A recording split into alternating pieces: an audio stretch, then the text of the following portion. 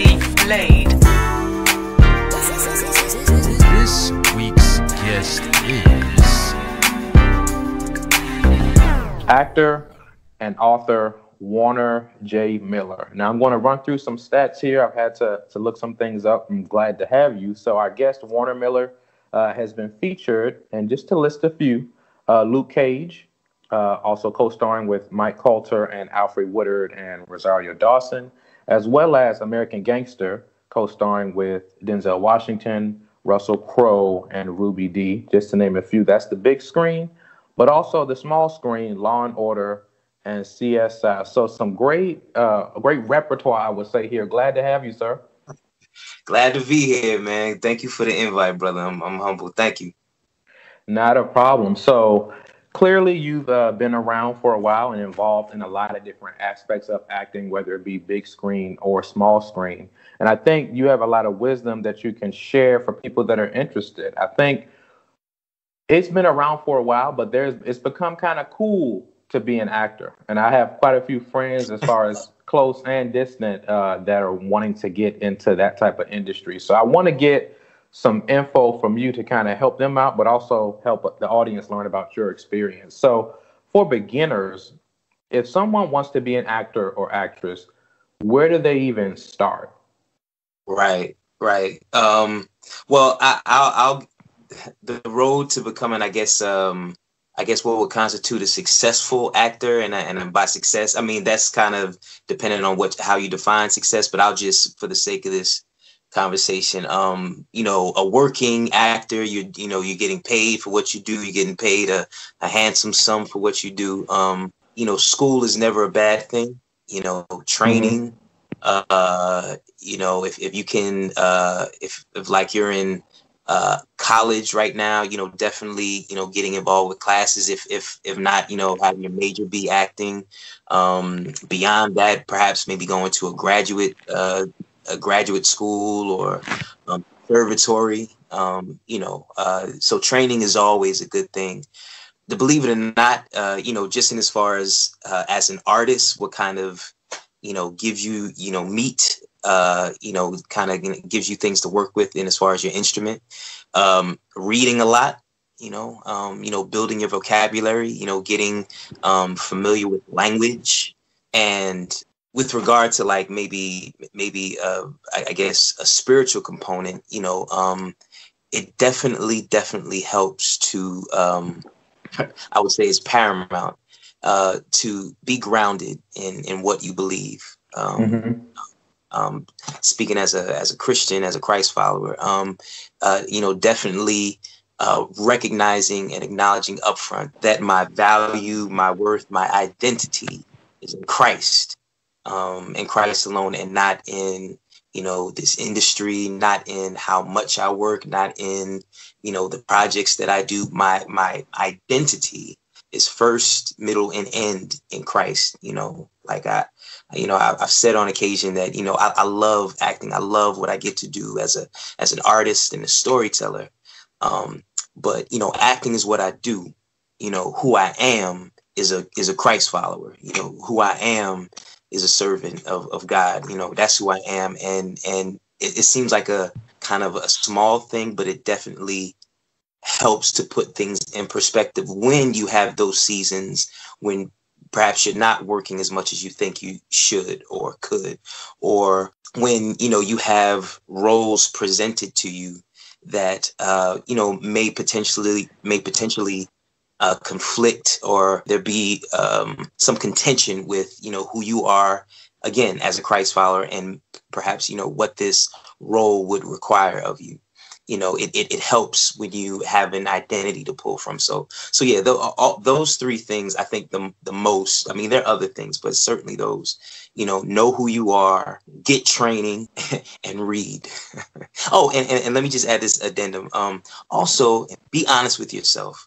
Answer for yourself why you want to be in this industry.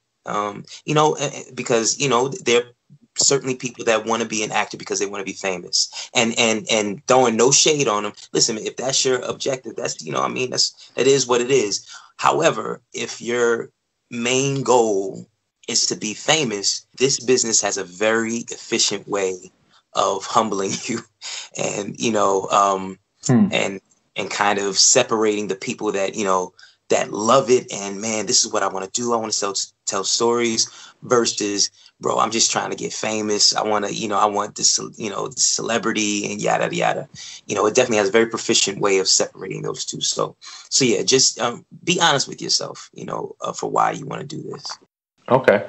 So you said a lot of things that made light bulbs go off. So I want to try to hit all of them. So first, you did mention school and preparation, obviously honing your craft, but you spent a lot of time on identity. So why? And I know some people might not, going into it, they may not be thinking about their identity. They're just thinking about the career. So why does the whole aspect of identity even matter, or why did that stand out for you as far as wisdom you're passing on to others? Right. I mean, just in life in general, obviously, knowing who you are definitely is better than not knowing who you are. I think it was Maya Angelou. If you don't, Audre Lorde. Audre Lorde. She's a poet. She said, "If you don't define yourself for yourself, then other people will for you." Mm-hmm. And this, particularly this business. And I'll even take a step further, particularly for actors of color, particularly women of color. If you don't know who you are and have a firm foundation of your identity, and things like that, then there will absolutely be people that are at your doorstep to not only define who you are, but also have you doing things that perhaps you wouldn't do had you known and been rooted in your identity. So like for example, I thankfully I was saved before I became an actor. I actually became an actor relatively later on in life. My first, I guess, I was actually into music, and I was going to school to be like a music exec. That's the dream I had. But, I kind of fell into acting. It's a long story. But I was saved before I became an actor. So one of the first roles, like big professional roles I was ever offered, was it was in this, this big independent film. And again, this is like, I was like just out of school, like maybe 3 years out of school. And the role, I won't tell you what the movie is, because, it came out and it was a pretty good movie. But the role required me to, the role required me to do things, sexually and it would put me in a compromising. Yeah. Yes. And you would think that would be something, for a Christian, he's been saved all these years, that, that'd be something that'd be easy to turn down. However, I got offered the role, and it was a big co-starring role in this movie, working with these actresses and actors that I, on TV and yada, yada. And, that temptation, that, being presented with, fame, or being presented with, someone kind of, stroking your ego, like, listen, man, you could have this. It really was like this. I'm not gonna, I'm not saying the people that offered me the role were like demons or devils, because they weren't, but they were offering me this thing. And again, long story short, they gave me like about 2 weeks to decide whether I was going to do it. Mm-hmm. And from that, I made the decision, and with counsel from friends and colleagues and whatnot, but I ultimately made the decision based on this prerequisite. I said that if I do any particular role and it in any way diminishes my ability to communicate Christ to someone, either before or after, then this is a role that I can't do. Mm-hmm. So for me, this particular role, and what I would have to do in it, I tried to imagine, okay, Warner, say I did this, and afterwards, the movie came out, people saw it, and then I was trying to share Christ with someone after they saw the stuff that I was doing in this movie. Yeah. for me, and if someone else did it, that's that's you and you. But for me, I couldn't do it, and that kind of prerequisite has served me all throughout my career. Like, because it's very, very clear. It's not murky. It's not something that I can, it's like overcomplicate. It's very, very simple, and it also you mentioned one of the movies, like I was in American Gangster. American Gangster ain't no Christian movie. You know what I'm saying? However, what I was doing in the movie and what I was, in my performance and my character, those things didn't inhibit me from being able to share my faith. In fact, I not only was able to share my faith afterwards, but also on set, with guys like, Common and Chiwetel. I mean, obviously in a professional way, I didn't let it get, I didn't let it, I still did my job, and wasn't inappropriate, but, it gave me opportunity to, to actually communicate Christ in this particular context, So yeah, so having that prerequisite doesn't, limit you to just Christian, projects. But again, for me, it gave me a very clear, okay, this is how you can, determine whether this role is something you should do or not. That answers the question. I'm sorry. Yeah, definitely. Yeah, it does. It does. It makes me think of, so I've had the opportunity to interview other Christian actors or actors who happen to be Christian. And one of the things that stands out to me in contrast with what you said is in other interviews, I've had the guests say, well, I am a Christian, but when I'm in character, I'm doing my job. I'm playing that character. So they pretty much say it's the consumer's responsibility to separate the two. Who they are in character is not representative of who they are as an individual. So they can't bring their Christian values into their job, into their character, if the character is not a Christian or a moral person. So that was pretty much them presenting their argument for why it is permissible to do certain roles that are compromising, because once again, it's the character, not the individual. What do you think about that? Right, and I would actually agree, but with caveat. I would agree to a degree. So, for example, I also serve as a youth minister at my local fellowship. So I have the responsibility to teach on Sundays, to disciple, to mentor, and things like that. And I remember right before I started, I guess, I don't know what the proper word is, my tenure, my time there as being a youth minister, that was right after, or I think Luke Cage had just, I guess, dropped on Netflix. And in Luke Cage, again, I'm not playing a Christian. I'm playing a hitman that, I'm playing a villain. I'm playing a villain. And I remember, speaking, having a sidebar with the head youth pastor and telling him that, listen, man, I absolutely understand if me being in this role is not something that it's a bit too murky. And he was like, no, please, by all means, I want you to do it. Now, while I appreciated his green light and letting me go, I still took the responsibility of checking and seeing if there were a possibility that by me doing this role, again, would it prohibit me from being able to communicate the gospel? And for me, and again, and I also, it helps to have other people around you, because, we as, just people, but certainly believers or artists that are believers, we can rationalize and reason anything.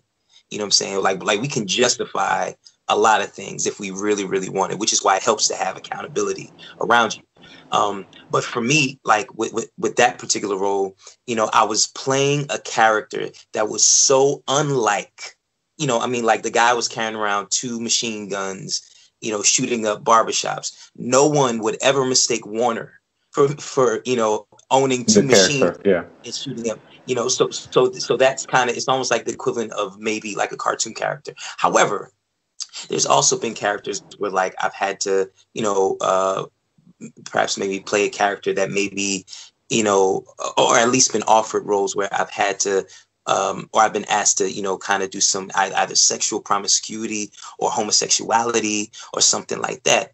And for me, this is my conviction, which I is grounded in scripture, but it is mine. There are some topics that just already are murky, or at least are regarded as murky in their acceptance in Christendom. So for me, if I were to do a role that, because there are plenty of Christians that believe that homosexuality is fine, and, gay marriage is fine, then there, obviously many that don't believe that it's fine. And the topic is so murky that for me, I believe that if I were to do like a role like that, especially, I mean, not exclusively, but especially having the responsibility of teaching and communicating, scripture and God and the gospel to teenagers and youth and adults. I believe that for me, I wouldn't be helping clear up that I guess that controversy. Like I would be aiding in the murkiness of that topic. You know what I'm saying? So again, maybe someone else would do it and could do it, and that's fine.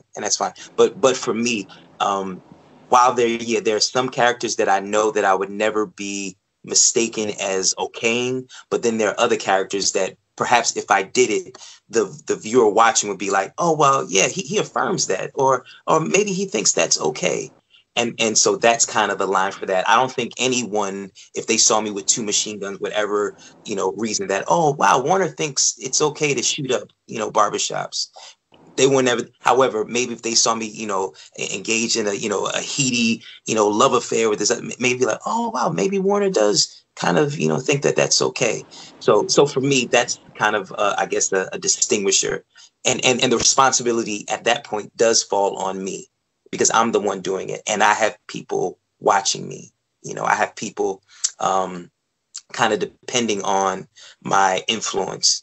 And I don't say that I've seen it in a braggadocio way, or making my head big, but I mean it's the truth. I have like as we all do, we're leading somebody. So anyway, not to belabor the point. That's my caveat.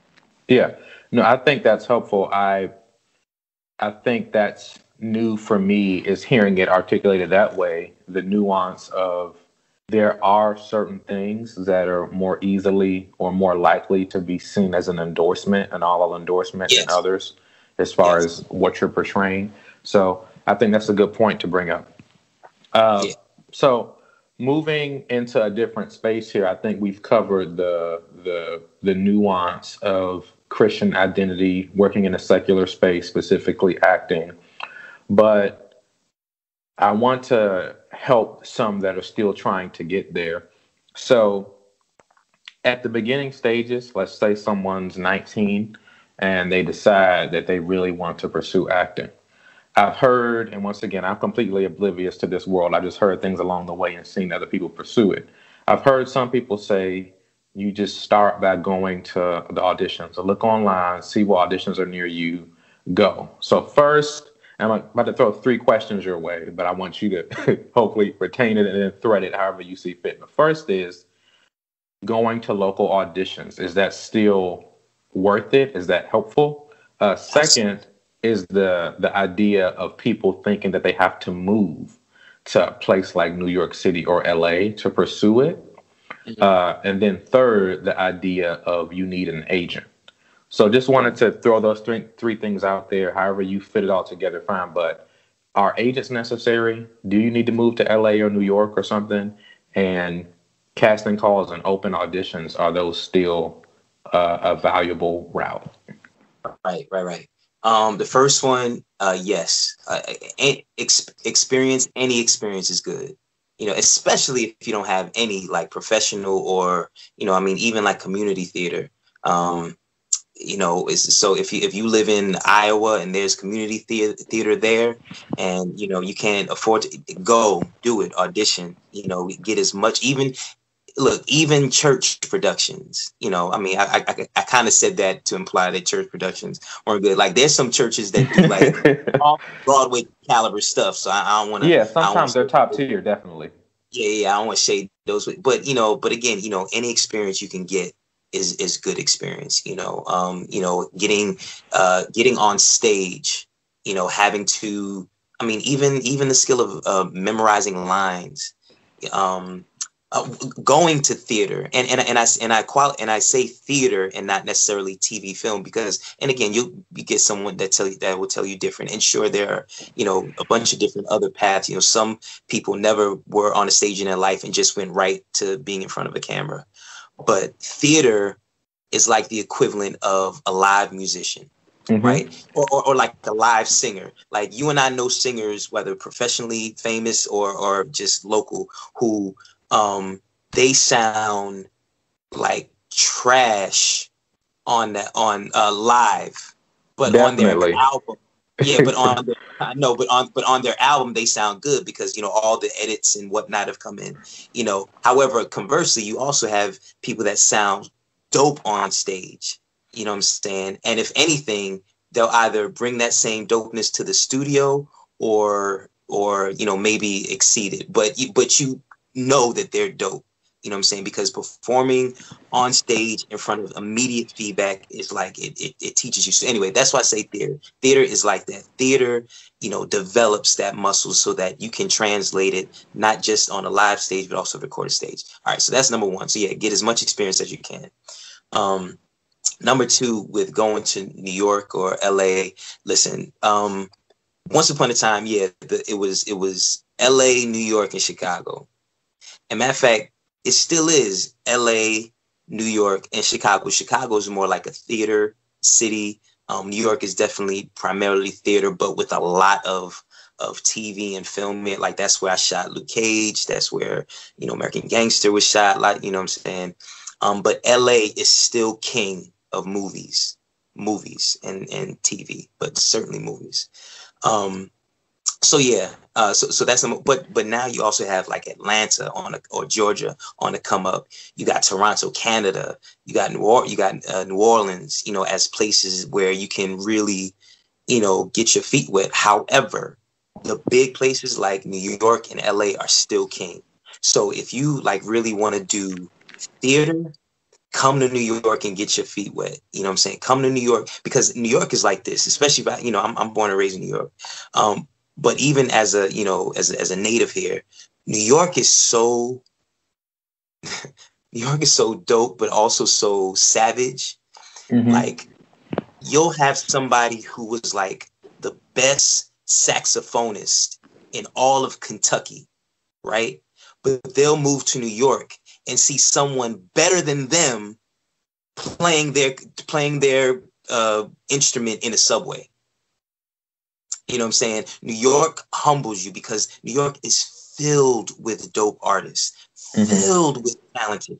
You know what I'm saying? And in order to get yourself better, you want to be around people that push you, that, I can't just be average. I can't just be the best person in Houston, Texas. Like, I got to be the top notch.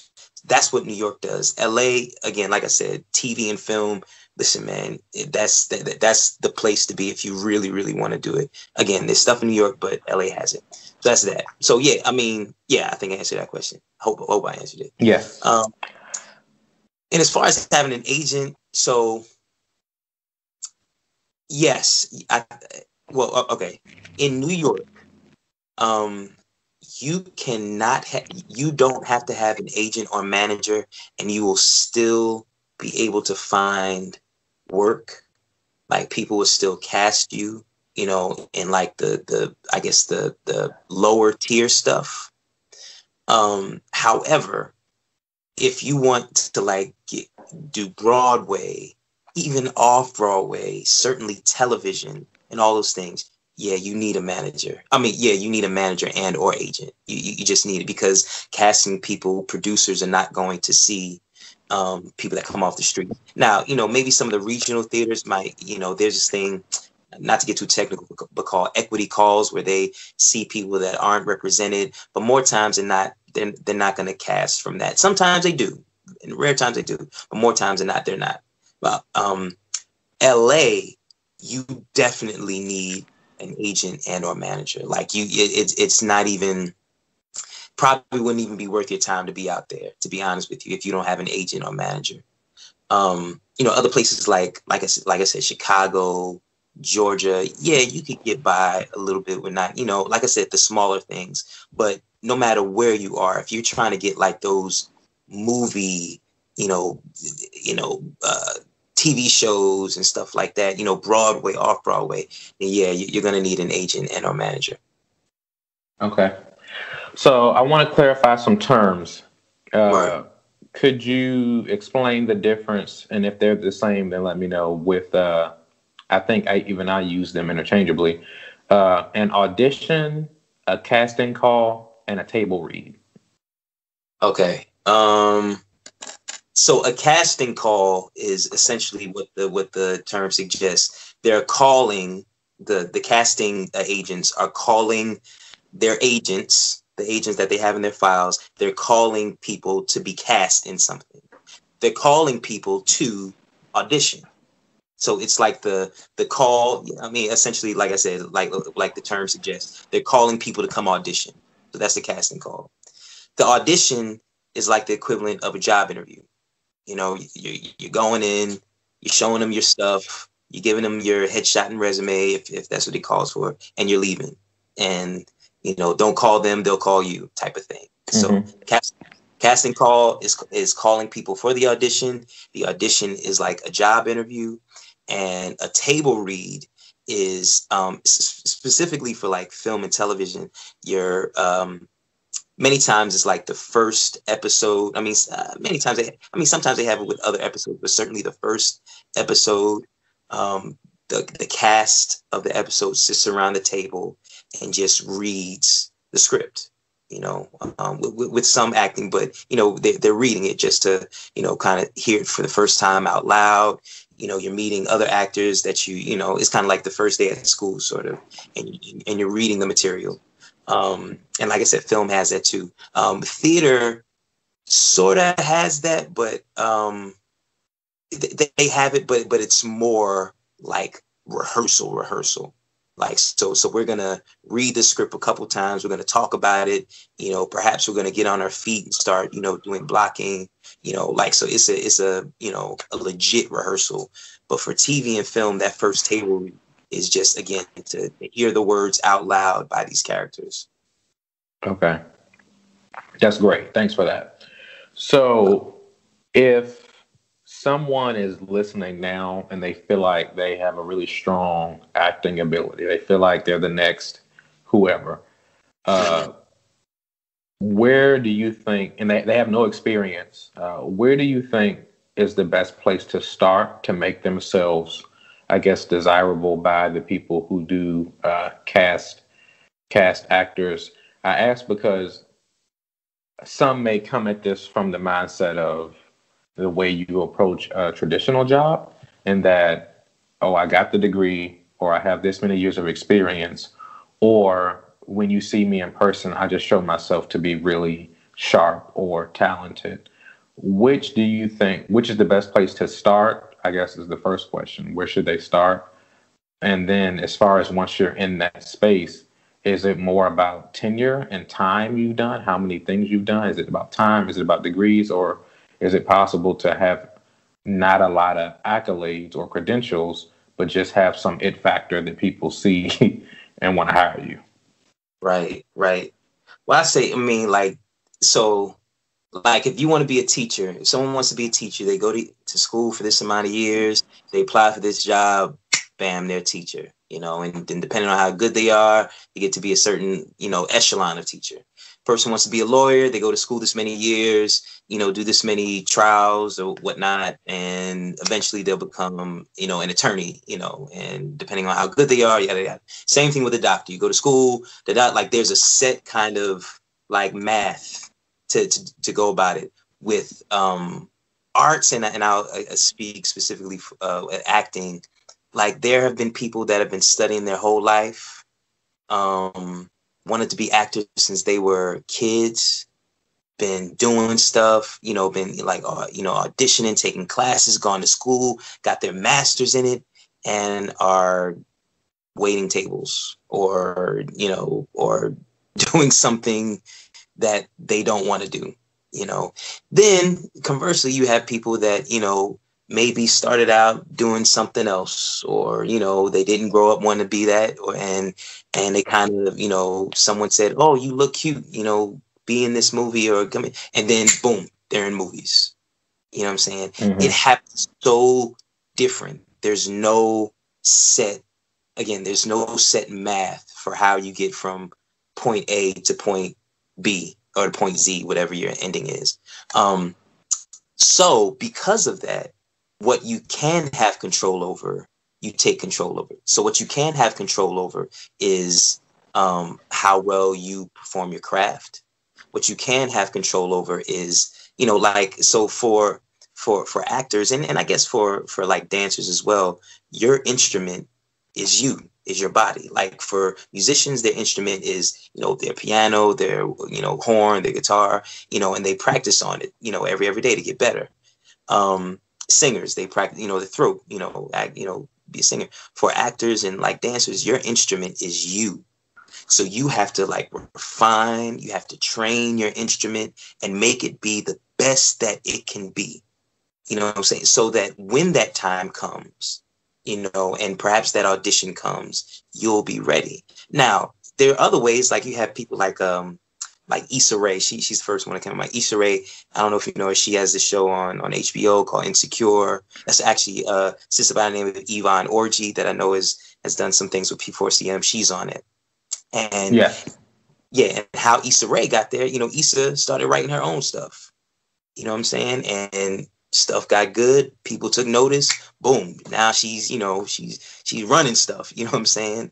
You know, so that's a way you can, you know, perhaps write your own material. Or you can do all of the above. You can do your own stuff. You can, you know, study and refine your instrument, your craft and whatnot, and do good work. And trust that and here's the spiritual component, you know, and trust that, listen, if this is something that I am called to do and that God has given me the ability and the room to continue to do, then I have to trust that God is going to give me avenues to explore this. Now, that doesn't take away the responsibility that you have as the artist to make yourself ready, to study. I would even suggest study the business side of acting as well, or being an artist. But ultimately knowing that, listen, if God has given me the ability and the platforms to do this, then I have to believe that he's going to not just open doors, but also sustain me. And it doesn't mean that it's not going to take hard work, but, you know, he'll sustain me.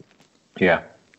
So I appreciate how you bring it back to the spiritual more often than that. And I think that's helpful. So since we're there, how would you say, how does one discern the difference between being called to something in entertainment per se versus just the desire to, you know, it's just something you want, but it may not be what you're called to.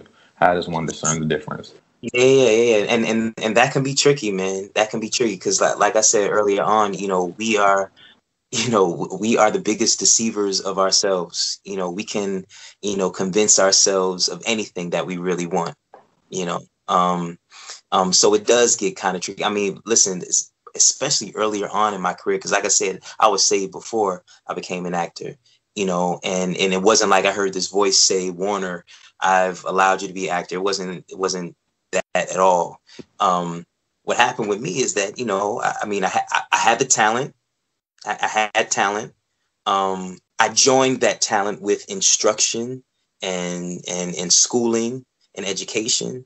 But also, and this is kind of, I guess, the knowing that God, you know, has your hand, is that doors began opening. Now, it wasn't because I used to have this conversation with a family member of mine. Doors opening doesn't mean that things aren't hard or challenging. Sometimes opportunity comes in the form of just that, opportunity and hard work. You know what I'm saying? But what began to happen is that, you know, doors opened, people affirmed the talent and the gift that I had. You know, I began to get better. I began to, you know, the level of projects that I began to do were getting, increasingly, I guess more high stakes. And then, after a while, my prayers began to be, Father, if this is not you, please take this away from me. Like I would beg him to take it away from me, especially in those times when it was hard, because I was like, God, man, if I could do anything else other than that, other than this, please tell me, push me, and trusting that your Father, your Heavenly Father who loves you, we use love a lot, but actually like really knowing that if this God you say you serve loves you, then he's not going to let you deceive yourself for too long.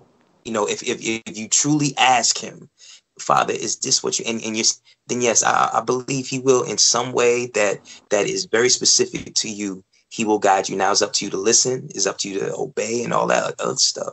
But no, I don't believe our Father would allow us to be deceived if we don't want to be deceived. So all of those things together, like I said, the affirmation of other people, the doors opening, the hard work paying off eventually, those things kind of affirm to me, and even to this day still affirm to me that this is something that I'm supposed to be doing. And in this last bit, I'll say, I am allowed the opportunity and privilege not only work at this craft, but also I'm allowed to have audience with people who may not hear the gospel or hear, get an accurate, not that I'm, best Christian in the world, but, I'm allowed an audience to with people who may not necessarily hear the gospel on a regular basis. And mm-hmm. God allows me, I guess, access and audience with these people to communicate that faith. Now, I know that there are many other people that being in this business as a Christian would be the last thing that they should do, because for them, it would lead to ruin. Same like there are people who, yes, they can go in and out of bars and communicate the gospel, but someone else can't do that because that's not where God is. God hasn't given them that grace. But I know for me, at least for this time, God has given me a grace to be able to function in these contexts and do my job well and get called back and do it again, but also get opportunity to be light in darkness, to communicate, to communicate faith, to communicate, his gospel, reconciliation in Jesus and whatnot. So those things, as well as all the other stuff I said, kind of affirm God's hand on me. Who mm-hmm. knows years time, where the guy's like, okay, that's enough of that. Now we're moving on. I don't know, but I know at least for today that yes, this is where I'm supposed to be. And hopefully that's what you hear too for you. Thank you. So when it comes to your time and your career so far, two things. What has God shown you about the profession and the industry itself since you've been in it? And what has he shown you about yourself? It's a good question. What is it? What have I? Well, I'll start with what he showed me about myself. That fame and notoriety and prestige and celebrity and all that stuff, it is very, very, very not only seducing, but it's almost like, but it's like a drug too. And even for the most devout of us, I'm not calling myself the most devout, but even for the most, grounded in Christ and stuff like that, like it can very much be very not only seducing but addictive, and especially when you get that taste of it, it's like now you want more of it, and you don't think that things will be hard to navigate or reconcile. But once you get put in those positions and you get offered these millions or offered this advancement, you're like, yo, oh man, this is this is crazy. So recognizing that even me, you know, and I'm glad that that happened earlier on, that even me can still fall in this business, you know, and it definitely kind of played up the need for community around me. You know, it doesn't have to be a large group, but people around you that love you, that love God, that have, again, the foundation in Christ and in his word, that can lovingly call you on your stuff, or lovingly affirm you, or lovingly like, yo, Warner, listen, man, I know you're doing this, but look, what would you tell me if you were in my shoes? You know, like really kind of bring you back to life. Because, you know, like, I mean, imagine there are people that have grown up famous. Like their concept of reality is so different than everyone else's. You know what I'm saying? And so even for the people that haven't grown up but have gotten a taste of that fame, like it can skew your reality, and no one is immune. No one is immune. So that one thing I've learned about myself. I've learned a bunch of, that comes to mind. What I've learned about this business is that, yo, man, actors need Jesus too. Yeah. You know what I'm saying? Like, you know, artists need God too. You know, the people that you see on TV that, you know, look like they, you know, about it, you know, like, you know, have the fame and money, prestige. Yo, man, I mean, I think people are getting to know that more and more, but like, yo, fame and money don't equal happiness, man. You know, like fame and money don't equal contentment, man. You know what I'm saying? And the record, and I'm not talking about, you know, preaching like religion or come to my church. I mean, obviously, you know, going to church and doing good stuff is great. But I'm talking about, you know, like communicating, yo, bruh, listen, man, we're all broken. You know, we're all broken. And if they've been famous long enough, they know that fame, sex, drugs, whatever, don't fix that brokenness. You know what I'm saying? So if you're coming with the, you know, listen, man, look, we're all broken. You know what I mean? Like, and without Christ, you know, I'm not as a crust, but Christ really being that salve, that balm for me, I would go crazy if we're not communicating that message. Then, yo, man, you know, it's like, you know, what are we doing? So bringing back to my point, that's what I've learned about this business, is that, you know, they're no different than any other person, and that they need Jesus just as much as the homeless brother on the street, or the young dude selling, you know, weed or heroin or whatnot. Like, you know, that's the one equalizer. We all need Jesus. You know what I'm saying? Yeah. Understood. With a lot of things changing as it relates to television and movies and media, and then you have Hulu and Netflix now and those other mediums, a lot is changing as far as how movies and TV are consumed.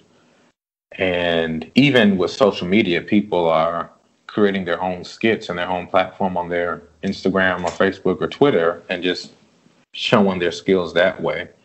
As far as all these different mediums, if you have the time to still partake, what show or artist or actress has your attention right? Show, movie, artist, or actress has your attention right now? Oh man, shoot! I mean, one, if I had time, I love. Feel free to list a few. Yeah, so I actually was gonna say this in the beginning. I forgot. My co-actor in Luke Cage was a brother by the name of Mahershala Ali, who, you know, won the award last year. He did Moonlight. Yeah, for Moonlight.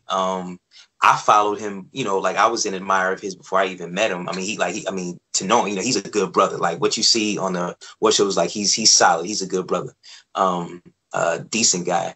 And but as an actor, man, he's dope, man. You know, like he's from, you know, Northern California, you know, I think Oakland, and, you know, just a regular cat. And to see him, you know, playing these now getting the chance to play these wide varieties of characters, you know, and being recognized for the good work that he's doing, like he's definitely one that I check out. And plus him being a, you know, brother, you know, like from, you know, he's not, you know, he didn't grow up privileged or anything like that. So he's definitely one. Who else? I mean, shoot, Chadwick Boseman. You know, love his work. Again, we have like mutual friends or whatnot, but love that, and you know what's funny? Him, Chad, and Mahershala, like, and I can name other few, but one of the many things they have in common is they're like decent dudes, man. Like they're real, like decent guys, man. Like they're really nice guys, man. And solid and feet planted on the ground. Just as far as like them, just being like normal guys, man. And that's good that's cool when you're a decent dude, but you still like do your work really, really good. You do it at a high level. You know what I'm saying? So you sacrifice being a great artist. Like you don't have to sacrifice being a good person for being a subpar artist. You know what I'm saying? Like you can be, a dope artist and still be a decent human being. You know what I'm saying? So I like that about them. And like I said, I like their work. Denzel Washington is like my GOAT. He's my Denzel Washington is my Michael Jordan. That's why American Gangster being at my first movie, like that was a dream come true. Like literally a dream come true. Because I had always kind of fantasized, oh man, I would love to play, his son in something. And for my first film to be playing his younger brother, like it was literally a dream come true. That's amazing. Yeah. It truly, truly is. So yeah, women, man, I love. I love Letitia Wright. I don't know. Black Panther. Yeah, she plays Shuri. Mm-hmm. Yeah, man. I love her work. I love that she's a believer. I love that she, if you don't know her story, please look her up and find the YouTube videos and transcripts of how she explains, how she, even came to this recent success that she has. I really appreciate her art, because she's dope at what she does, but I also appreciate her heart, and how she maintains to communicate, Christ. I love Denai. Wow, a lot of people from Black Panther. Denai who played the head of the Dora Milaje. Like a lot of those people, with the exception of Letitia Wright, like we kind of all in the same community, have the community of friends, and thankfully I've had the pleasure of knowing them before they amass the large success that they have, but I got to know them as friends and also as artists, and they're dope, so now seeing them kind of amass the success is great. So those are again, I can go on and on, but those are the top four that come to mind. And as far as shows, man, I'm here for like the Avengers and Mm-hmm.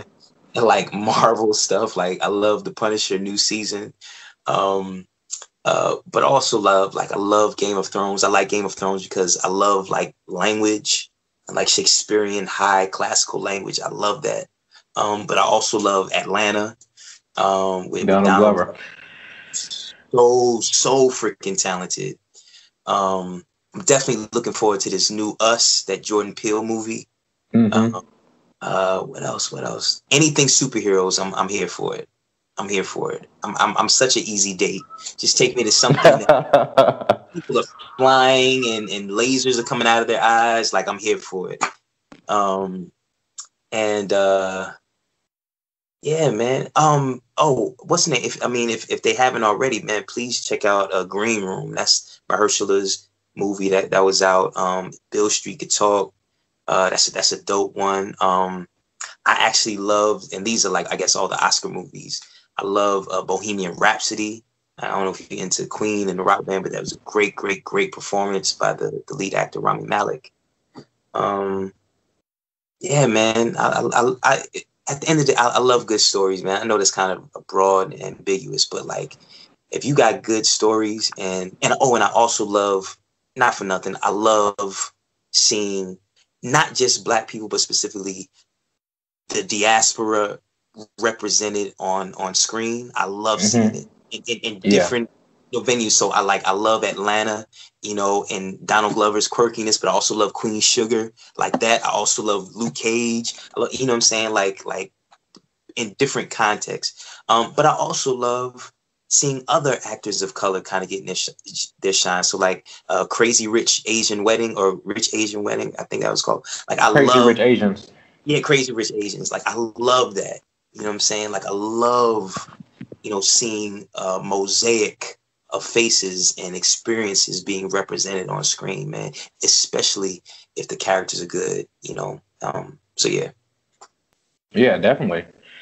I appreciate that you gave us a lot to work with. So, I definitely, I'm going to catch up on some of those because I haven't seen. I've been told, gotta watch Queen Sugar. I haven't seen that yet. I haven't seen Crazy Rich Asians. Haven't seen Bohemian Rhapsody. So I'm behind on a few things, but I'm still trying to catch up. It's not, you can stream all those joints. Well, I mean, eventually, but yeah, you can get caught up. Yeah, I like the fact that we're in a space now where there's plenty of stuff to watch. It's just a matter of finding the time to binge and watch it. So it's there. Plenty of good content. Yes. So for those that want to connect with you, where can they connect with you to see what you have coming next? Right. My IG is his name is Warner, HISNAMEISWARNER. His name is Warner. So on IG, that's my IG handle, that's my Twitter handle, and on Facebook, just my name, just type in my name, and I'm on there, Warner Miller, and quick plug. So I had a book that came out years ago, Warner Miller's Mad Christian Diaries.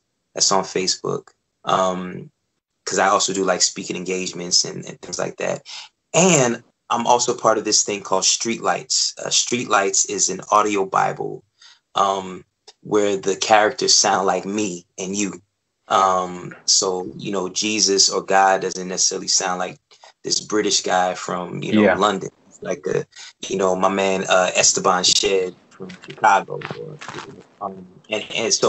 Streetlights it's an app that you can download for free, and it's an audio Bible set to hip hop music that I've had the honor to collaborate with, as well as some P4CM alum like oh man, names escape me, Joseph Solomon. That's the only one that comes to mind, but there are a lot of like spoken word artists, myself featured on there, and like I said, the originators, the conceivers of Streetlights are based out of Chicago. The hip hop group Alert 312, led by Esteban Shed and Loren. So Streetlights, you can download that, and if you're in New York City or the tri-state area, I'm currently off Broadway performing 42nd Street in a show called By the Way, Meet Vera Stark. So, if you're in the area, come check me out. Good stuff. I'm looking forward to more. This is Maliek Blade, and that was Guest 2.